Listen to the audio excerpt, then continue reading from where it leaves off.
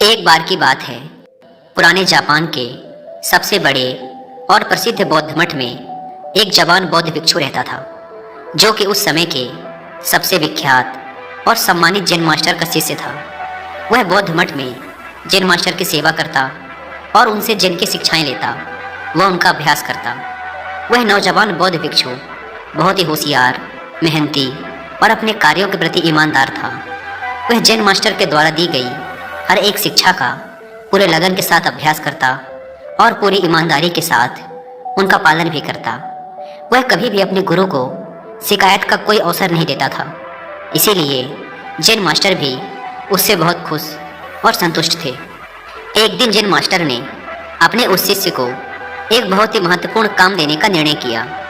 उन्होंने शिष्य को अपने पास बुलाया और उसके हाथों में एक पत्र देते हुए कहा, तुम्हें इस पत्र को जितना जल्दी हो सके क्योटो शहर में रह रहे इसके असली मालिक तक पहुंचाना है। लेकिन याद रहे, किसी भी हालत में यह पत्र तुमसे खोना नहीं चाहिए और ना ही किसी दूसरे व्यक्ति के हाथ लगना चाहिए।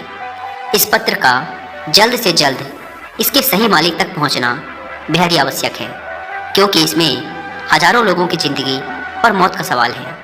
मास्टर का आदेश मिलते ही वह बिना एक क्षण गवाए अपने काम में लग गया।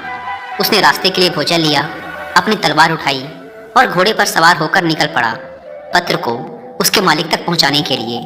वह अपने घोड़े को तब तक तेजी से दौड़ाता रहा जब तक वह एक बड़ी सी नदी के किनारे नहीं पहुंच गया, जिसे पार करने के लिए एक सकरा सा पुल बना हुआ था। उस पुल के दूसरी तरफ एक समुराई योद्धा अपनी तलवार लिए हुए खड़ा था, जिसने उन पहले 100 लोगों से युद्ध करने की कसम खा रखी थी जो उस पुल को पार करेंगे।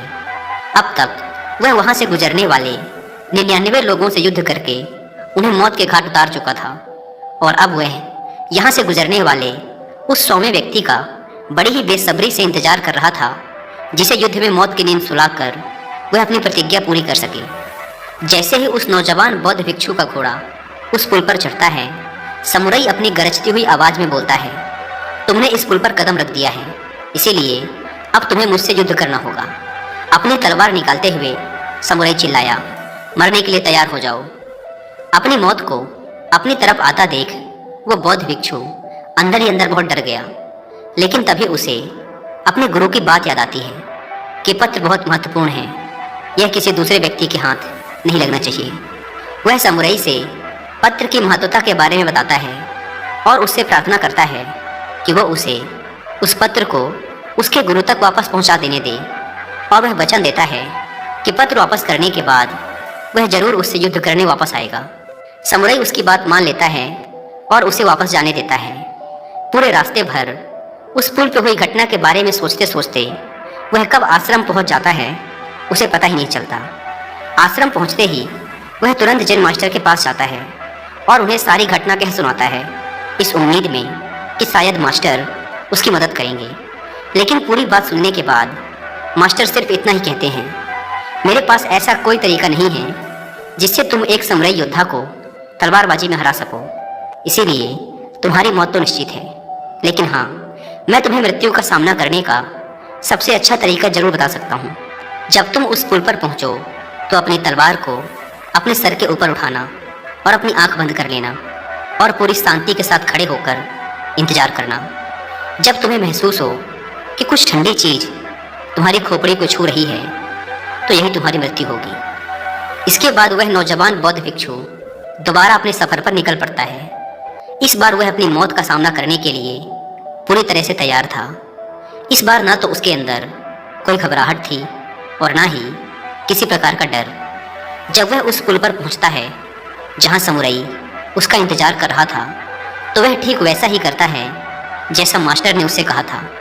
वह अपने दोनों हाथों से तलवार को सिर के ऊपर उठाता है और आंख बंद करके मौत के ठंडे स्पर्श का इंतजार करने लगता है।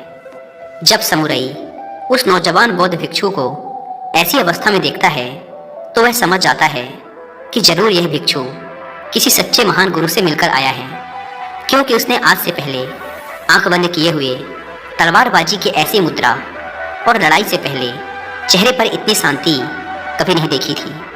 उसने ध्यान से देखा, भिक्षु के चेहरे पर ना तो मौत का डर था और ना ही किसी प्रकार की कोई घबराहट, उसने अपनी तलवार नीचे रख दी और अपने घुटनों पर बैठकर हाथ जोड़कर कहने लगा, हे महान गुरु, मुझे मेरे इस मूर्खतापूर्ण दुस्साहस के लिए माफ करें और अपना शिष्य बनाएं, ताकि मैं आपसे अद्भुत तलवारबाजी की कलाएं सीख सकूं।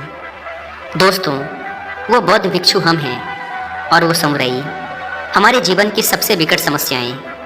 कई बार हम ऐसी स्थिति में फंस जाते हैं जहां से बाहर निकलने का हमें कोई रास्ता नजर नहीं आता।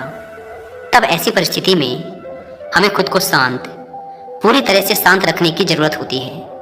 सोचिए, अगर उस जवान भिक्षु ने समुराई के सामने अपने प्राणों की भीख मांगी होती या उसके सामने रोया गिड़ाया होता, तो बहुत बड़ी संभावना थी कि समुराई उस पर हंसता और अगले कुछ ही पलों में उसे टुकड़ों में काट देता। या फिर अगर उस भिक्षु ने डर कर, घबराहट और जल्दबाजी में समुराई पर हमला कर दिया होता, तब भी उसका यही परिणाम होता। लेकिन उस नौजवान शिष्य ने इतनी शांति और स्थिरता के साथ उस समुराई का सामना किया और इतने उच्च कोटि के जिन का परिचय दिया कि उस समय वो उस समुराई से भी बेहतर हो गया और परिणाम स्वरूप समुराई उसके सामने झुक गया, क्योंकि एक समुराई होने की वजह से उसने तुरंत यह महसूस कर लिया कि उसका सामना उससे भी अधिक जिन का अभ्यास करने वाले व्यक्ति से हो गया है। तो चाहे परिस्थितियां कितनी भी खराब क्यों ना हो, कितना भी मुश्किल लगे उनका सामना करना, इस नौजवान भिक्षु की कहानी को याद रखना। और जब भी कोई मुसीबत रूपी समुराई आपके सामने आए, तो अपनी आंखें बंद करो और शांत हो जाओ, पूरी तरह से शांत। और वो समुराई आपके सामने भी जरूर झुकेगा।